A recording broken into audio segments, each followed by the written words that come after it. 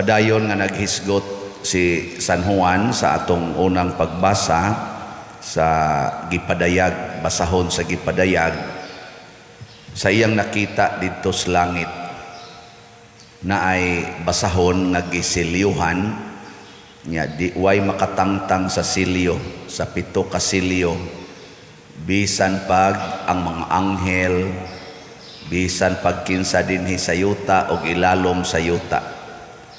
Nya mura siyag naguol nga dili matangtangan, way makatangtang, pero miabot ang kordero sa Dios nga murag bag-o pang gipatay. Nya siya ni abli, yano niyang giabli, nya unsa may hinungdan nga nakaabli siya tungod kay nakadaog siya sa kamatayon. Ang kamatayon ni Jesus nahitabo tungod sa iyang gugma sa pagluwas nato, apan kitang mga tao maoy mipatay sa Dios. Nya gideklarar ni Kristo dinis ebanghelyo, kay wa man kamo dawat Jerusalem sa pag-anhi sa Dios aron pagluwas kanimo, gun-ubon ka. Ang yawa manggod mga igsoon, kusgan ra kaayo siya ikumparar nato. Ana. Sige, lingay mo tupad. Ina sokol kag yawa. Pangutan abay ng sokol kag yawa.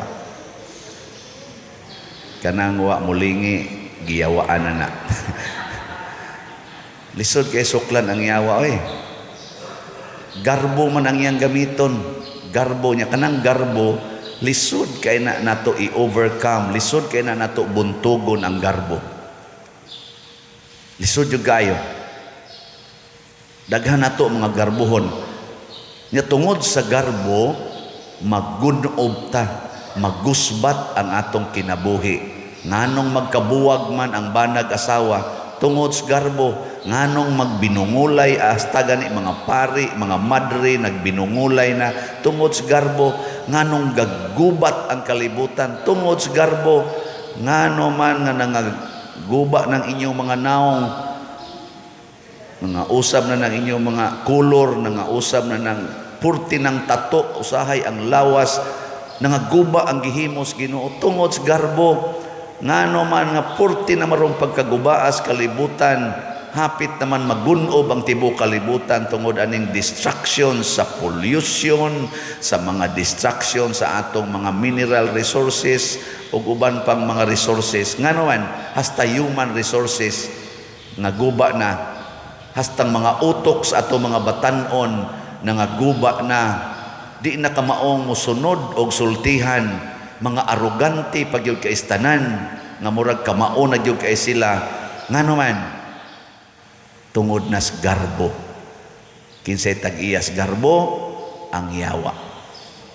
Si Santa Isabel purting datua kay tag-iya og gingharian sa Hungary, nakabanasad og purti sang datua kadto si Louis, King Louis.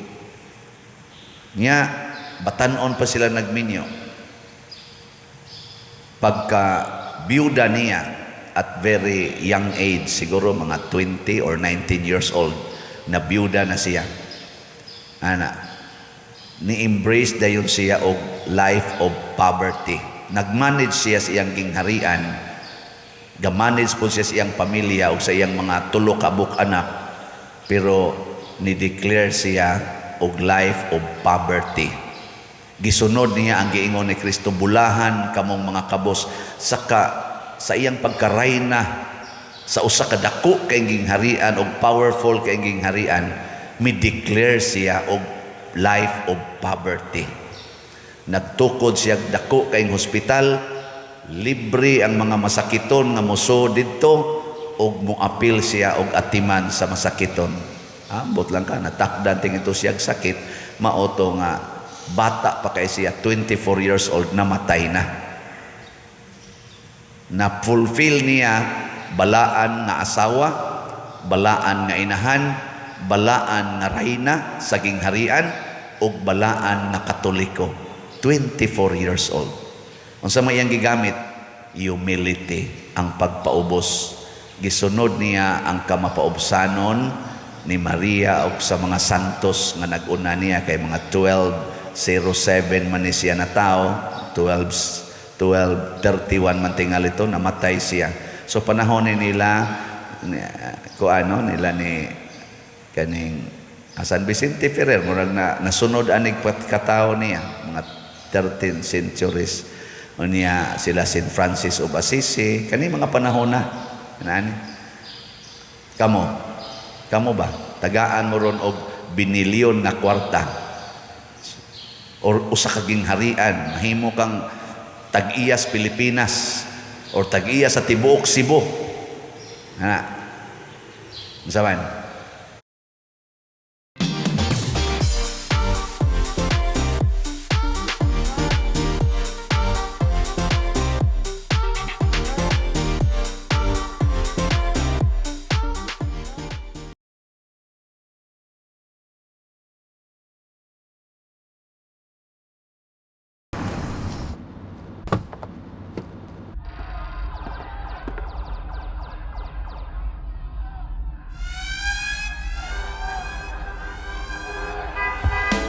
Buhol-buhol ang traffic, ang init pa sa jeep.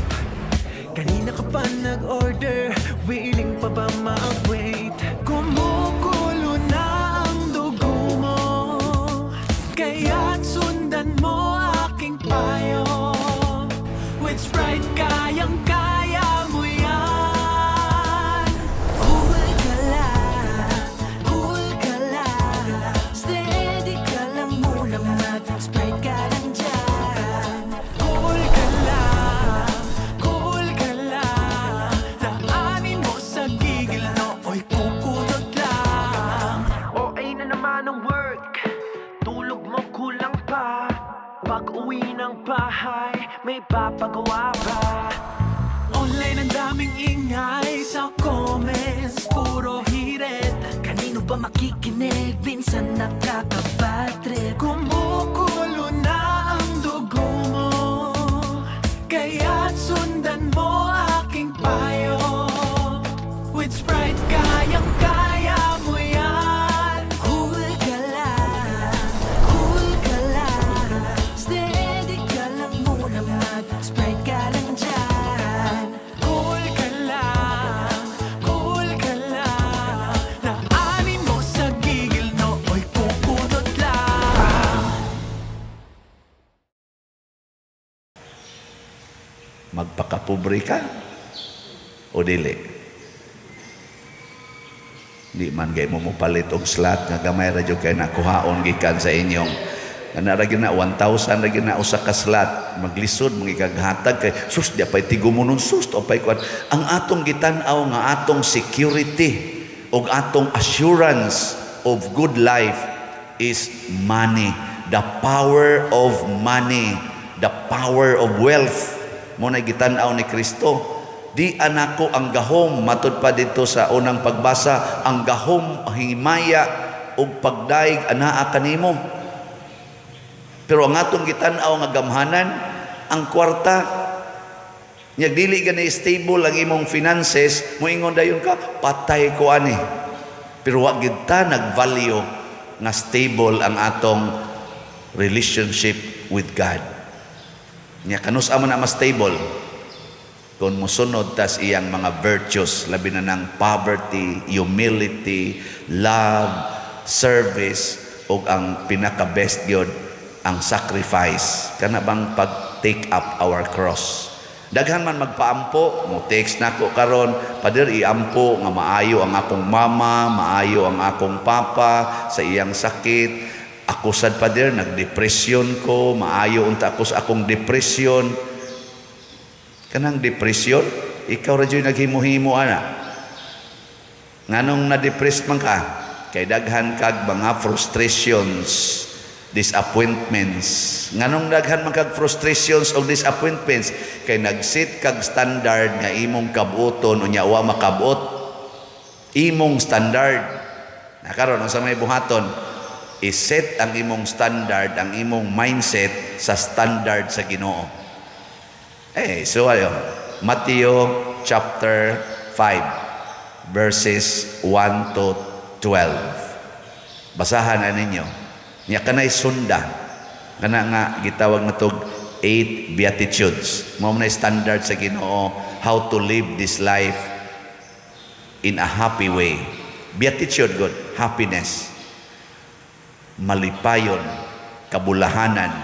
Kana mo na standard sa Ginoo. Ug ang nag-una diha, bulahan kamong mga kabus. Kana yung poverty. Mo na ang tanang mga santos, tanan yung mga santos sama ning Santa Isabel, ang kakabus gyud ilang gipangita. Naa ang kwarta, porting dako ang kwarta. Gahom naa. Gipangita gyud nila ang kakabus. Saint Francis of Assisi, porti na sang datua, ug uban pang mga dagkong dato nga mga santos, gibiyaan gid nila ang kwarta, gipangita ang kakabos. And that is the strongest security of life. Wa gyud kay depression basta ang imong pangitaon ang kakabos. Gilingay mong tupad. Ina nagdepresyon karon. Og wa magdepresyon, na stress ka karon. Kanang gakusmod ang mga naong maona, resulta na sige pangitag kwarta, siging pangigian ang kwarta, kinihaay na, binungulay na tungod lang anang utang, labi na karon ting dawat ros 13th month pay, to anagi atanganas mga palautang sa mga maningilay, onya og dili mo bayad to ana kinusmuray nas nao. Naroy uban ang pagdawat og bonus, pagdawat og 13th month pay, nahimong dakong problema kay ngano man di ay nagatang nga mga loan sharks, mga buaya nga nagpanilap na akin yan, akin. Ngano man, nganong naputos bang kas utang, kay ang imong gisaligan ang kwarta, siging pangitag kwarta, bahala na lag inutang basta makakwarta. Ang resulta, stress. Kay ikaw pader, wa ko ma-stress kay sige ra kog baligyag slot. Wa sa ko ma-stress kay kaning tanang kolekta o kaning mga slots, wa gyud na nako gabita para sa akong kaugalingon. Bisag 1 centavo diha wa jud koy gigamit. Padong ra gyud na sa kuan ang ako ra jud gigamit ang akong kita sa akong dupa-dupa. Kada nako dupa na aginay kita. Kaming mga pare, ingon ana mi kahayahay. I will declare pinakahayahay kinabuhi dinhi sa Pilipinas, kinabuhi namong mga pare. In terms of financial, kami mo'y pinakahayahay. Layo ra kayo mo. Make a run for shawty. Call up Ed Sheeran, he in love with my body. Get into it, yo. Pop out with a truck. Get into it, yo.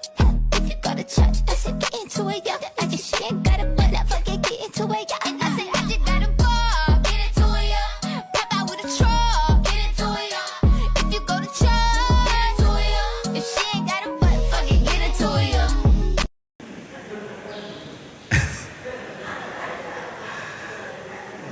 Gatrabaho kong 8 years sa una. 8 years. Kung akong subayon, pirmi kong overworked, pirmi kong overtime, pirmi kong underpaid. Pero karon, pare nako, pirmi kong underwork, undertime, overpaid. Di ba? Nabali. Nya unsa may akong gibuhat aron di ko ma-pressured, akong gi-share ngadto dinyo nganha sa mga parishioners nganhi sa parokya. Ay lang og pangayo nako kay ang ako sang mga kuyog dinhi murasag mga loan shark gapanilap na sad. Kada nako dawat og stipend kini akin ana. Una luos lag suwat pader wa koy kuan ang akong mga anak, ang ako pagyong balay, ang akong bayronos kurente. Sige la sa kong pirma o sige ana. Nakuunsa man ni sila, di ana malang kuhaatan.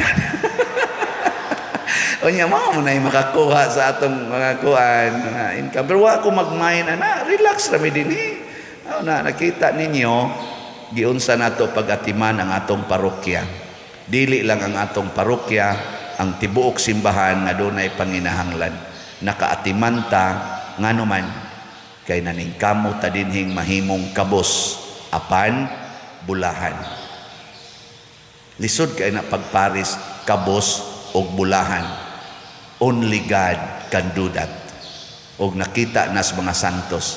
This is a great mystery in the wisdom of human beings. Di ni matugkad, bulahan ka, kunya kabos, lisod kayo.